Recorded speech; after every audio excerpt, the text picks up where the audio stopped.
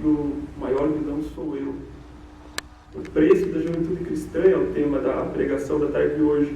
Nós somos um dos maiores vilões, às vezes, diante de Deus, e as nossas práticas são as nossas maiores brigas. E assim como o versículo base da pregação é Eclesiastes 11, 9 e 10, diz: alegra-te, jovem, na tua mocidade, e recreie-se o teu coração nos dias da tua mocidade, e anda pelos caminhos do teu coração e pela vista dos teus olhos, sabe, porém, que por todas essas coisas o Senhor a Deus juízo trará. Afasta, pois, a ira do teu coração e remove a tua carne o mal, porque a adolescência e a juventude são vaidade. É um período que todos vão passar, mas que o Senhor vai requerer. O dia do juízo é uma coisa bastante séria.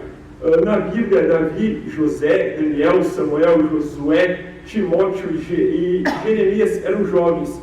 E assim como nos tempos deles, eles tiveram toda a sua juventude. Só que hoje tem um problema. Hoje a gente tem a mesma juventude que eles tiveram, mas hoje a gente tem um mundo cheio de oportunidades. É um mundo que a gente vive lotado de coisas para nos distrair.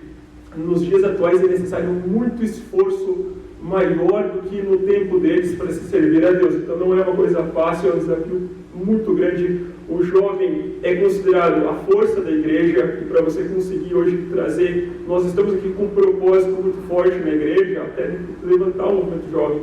Eu já participei em igrejas antigamente que tinham nessa mesma quantidade, 40, 50 pessoas no evento como esse, e ainda não tinha lugar para entrar.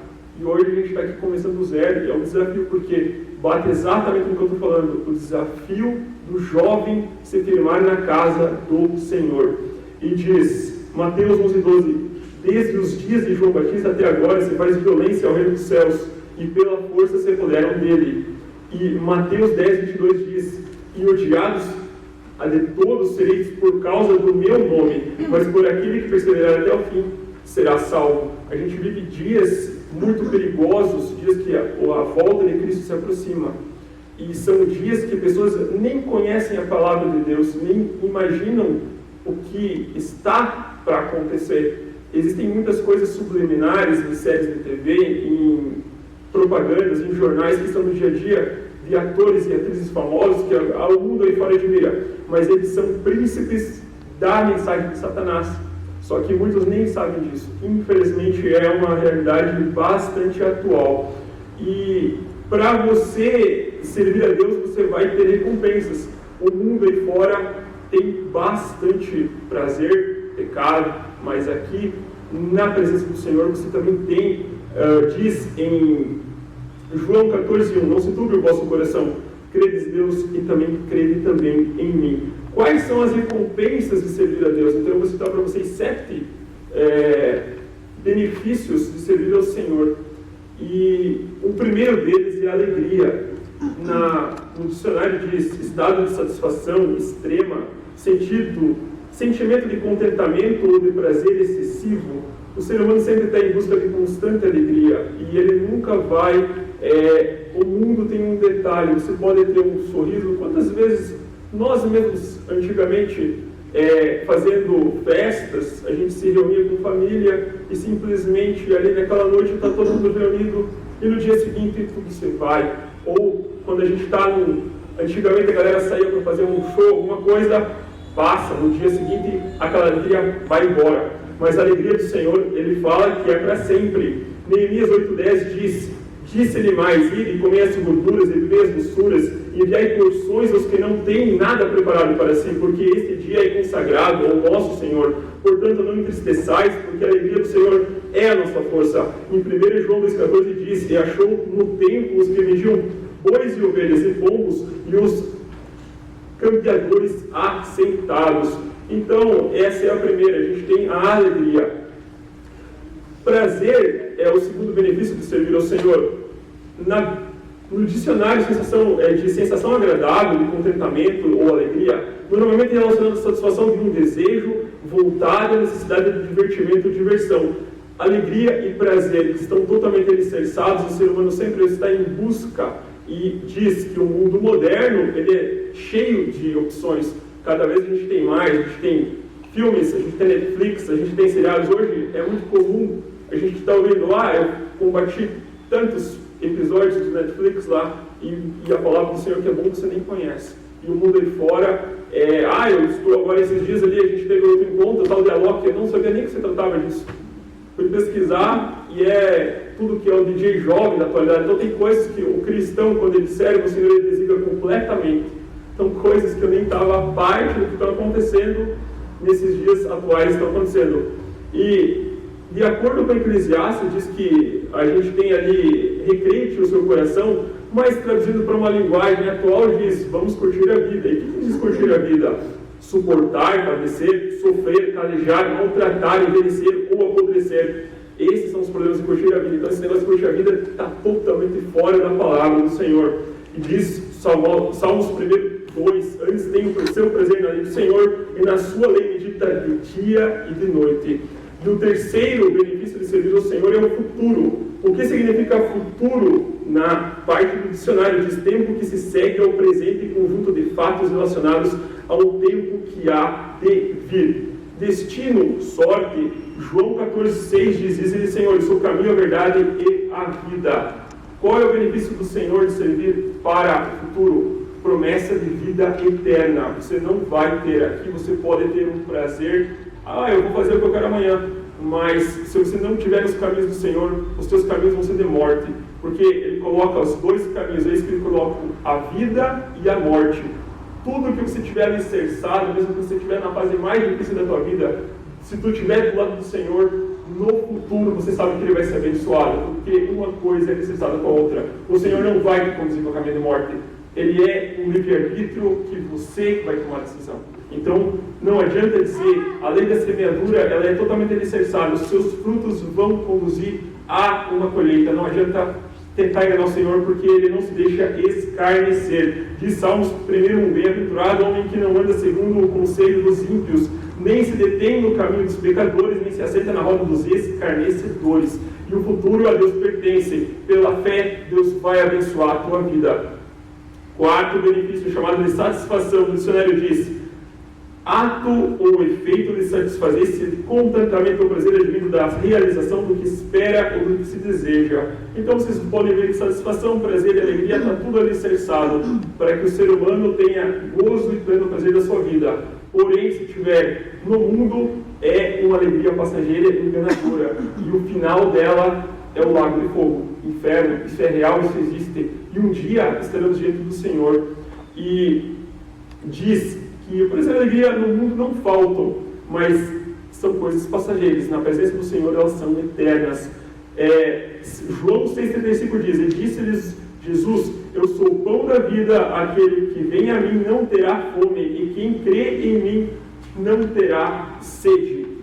O quinto benefício, chamado de vigilância, no dicionário significa estado de quem permanece alerta, de quem age com precaução, para não correr risco, cuidado. Somos atraídos pelo olhar. No Éden, Gênesis 3,6 disse, e ali foi o primeiro combate do olhar no ser humano. E viu a mulher que aquela árvore era boa para se comer e agradava os seus olhos. Aí a árvore desejava para dar entendimento. Tomou o seu fruto e comeu, e deu também ao seu marido, e ele comeu com ela. Ali começou todo o problema. Quando aconteceu esse primeiro evento, o ser humano entrou e caiu. O Senhor criou o jardim todo perfeito, mas Satanás induziu Eva e ali entrou todo o processo. O Senhor disse então: amaldiçoado o dia que eu criei o homem. Mas o que o Senhor fez? Ele criou um plano de salvação. Ele teve que recriar todo o processo, teve que criar a salvação de Jesus para retrazer todo um trabalho original. O que o Senhor quer fazer? Ele quer fazer exatamente no final de todas as coisas o que foi no princípio. No início era o jardim, tudo perfeito. E depois, na nova vida, vai voltar ao estado original. Se você não conhece, na Bíblia fala sobre dispensação. Não vivemos a última dispensação, vamos ter mais uma dispensação. A dispensação que fala no livro de Isaías vai ser o reino milenar de Cristo. E também fala em Apocalipse. Esse reino milenar vai mostrar para o homem 1000 anos o que Cristo, o que o Senhor queria ter feito no princípio, onde o leão ele vai conviver com as crianças e não vai haver violência, vai ter mortes. O pecado nesse tempo, inclusive, as pessoas que cometerem pecado já vão morrer no dia seguinte pela manhã. Fala isso no livro de Isaías. O sexto compromisso fala, a palavra compromisso. Pelo dicionário diz, obrigação assumida por uma ou diversas partes, comprometimento. Sabe, porém, que de todas estas coisas o Senhor teu Deus te pedirá conta. Muitos nem sabem da complexidade e da dificuldade que vai ser o dia do juízo. Mateus 7, 22 e 23 dizem: muitos me dirão naquele dia, não profetizamos em teu nome, não fizemos milagres e muitas maravilhas. E lá diante de ti ele vai mostrar todos os momentos que o Senhor te libertou, ou o simples fato, até simples, de você, às vezes, não vir num grupo de jovens. Ele é muito mais amplo, por exemplo, o Senhor, algumas coisas que ele tem pecados de omissão e de comissão. O Senhor te pediu uma coisa que você não fez, ele vai requerer de ti. Não tem, no dia do Cristo ele vai mostrar, assim como livramentos, entre outras coisas. Deuteronômio 28, 2 fala: e todas essas bênçãos virão sobre ti, e te alcançarão quando ouvires a voz do Senhor teu Deus. Ou seja, bem-aventurado você vai ser se você obedecer a voz do Senhor e fugir das tentações do mundo, e muito mais no tempo da tua mocidade. Deuteronômio 30, 19 fala: os céus e a terra tomo por hoje por testemunhas contra vós, de que tenho proposto a vida e a morte, a bênção e a maldição. Escolhe, pois, a vida para que vivas tu e a tua descendência. Ou seja, nós temos a tentação de ser atribuídos ou engolidos pelo olhar, em todos os aspectos, seja pela televisão, seja pelos filmes, seja pelo seriado. Mas tudo começa pelo globo ocular do homem. A partir dali, entrando vai para o teu coração. E a partir do coração você vai assumir ou não aquilo que o inimigo está te mostrando.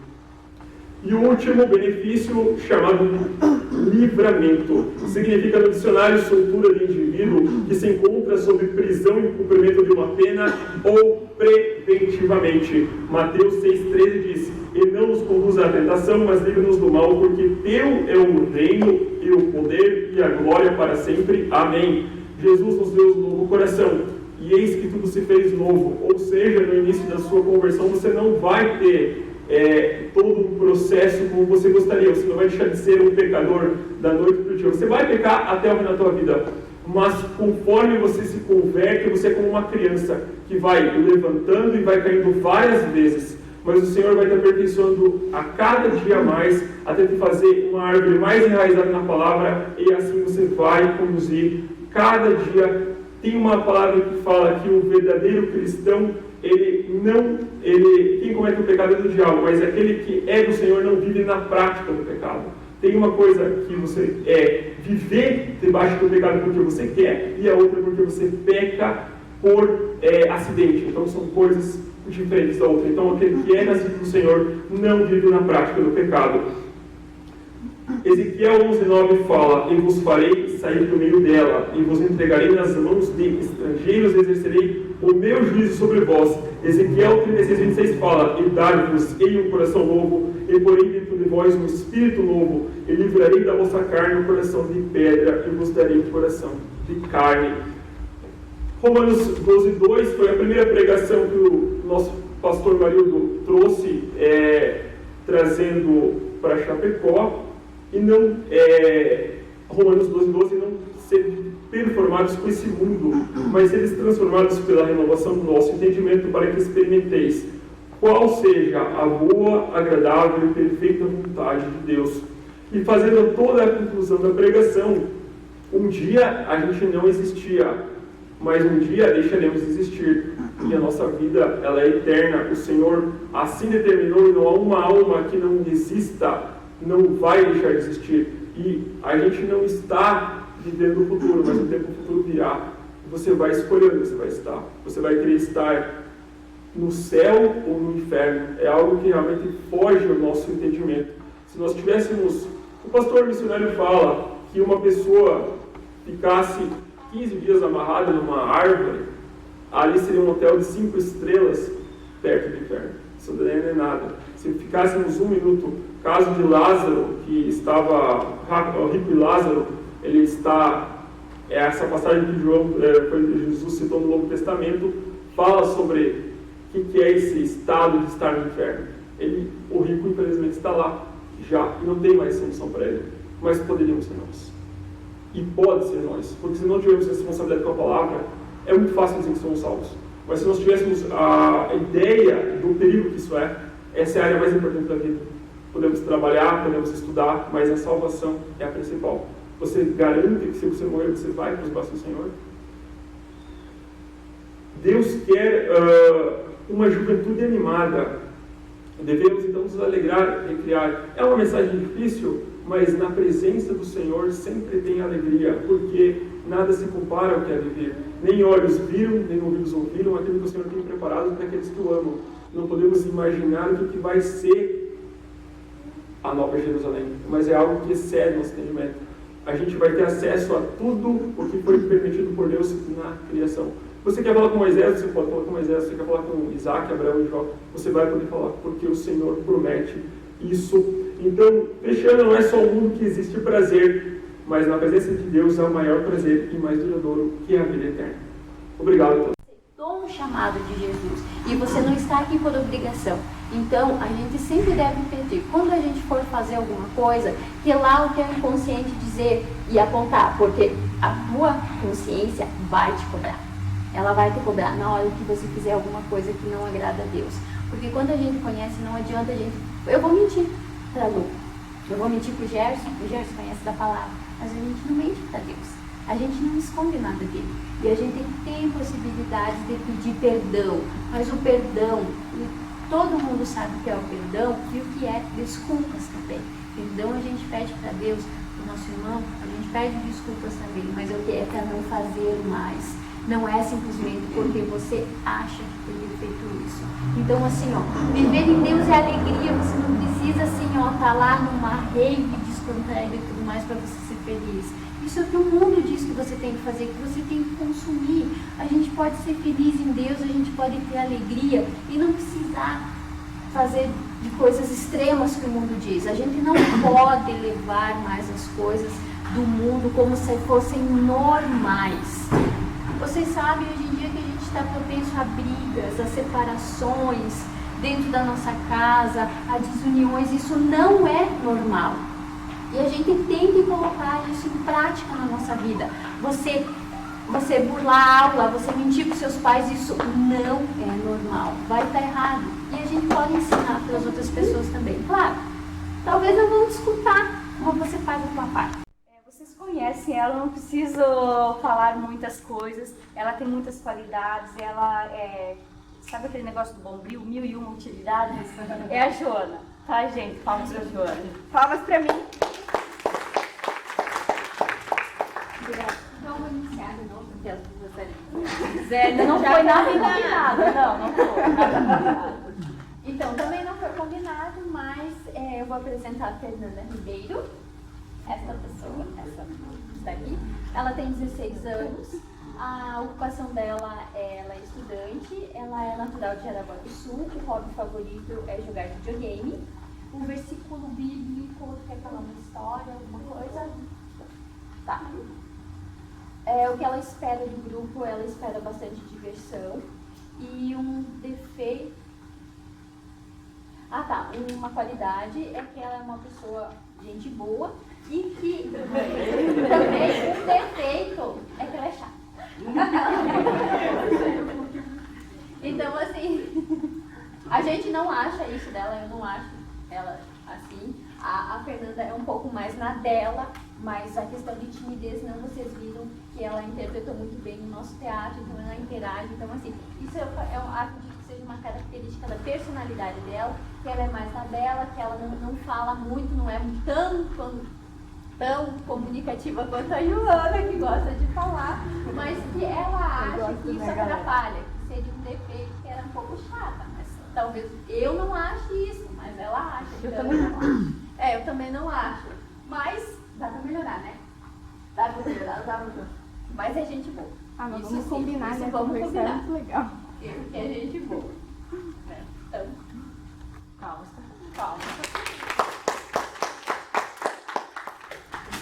galera, próxima. só um pouquinho. O próximo a se apresentar o seu colega, faça bastante gesto que daí o Lê para quietinho. Tá, Coloca ali que eu faço mil e uma utilidade, né? Sim, ele sempre colocou como... Lembro. Não, eu falo que tu trabalha com vendas, né? A pessoa que eu peguei é o Alexandre, ele tem 10 anos, é estudante, é de Chapecó. O hobby favorito dele é jogar na internet. Ele espera do grupo porque quer aprender. aprender e amar. Uma qualidade, um defeito dele é ser inteligente e ele se irrita fácil. O Alexandre, ele é sobrinho da Rosa, tá? Ele é pequenininho, ele tem uma deficiência auditiva, tá? Ele usa aparelho, mas ele fala a linguagem de sinais, tá? Então, assim, ele realmente, ele é muito inteligente, ele tenta se comunicar, ele é muito expressivo, só que, assim, pela dificuldade, às vezes, dele se comunicar com as pessoas, ele quer atenção, mas as pessoas não sabem como falar com ele em Libras. Então, a gente não tem como, às vezes, dialogar, mas ele entende por desenhos, por gestos, ele é muito interativo. E a irritabilidade é por causa disso, sabe? Ele não tem muitas pessoas para conversar com ele. E as crianças dele não dão atenção porque elas não sabem nem o que fazer, né? Com esse tipo de coisa. Então, mais seria por isso. Mas ele é uma criança muito esperta, ele vai na escolinha, os meninos que ali conhecem ele sabem que, assim, às vezes ele tem dias assim que ele está um pouquinho mais, assim, mais carente, tem outros dias assim que ele está muito brincalhão, mas ele aprende muito rápido, é uma excelente. Pessoal, palmas também.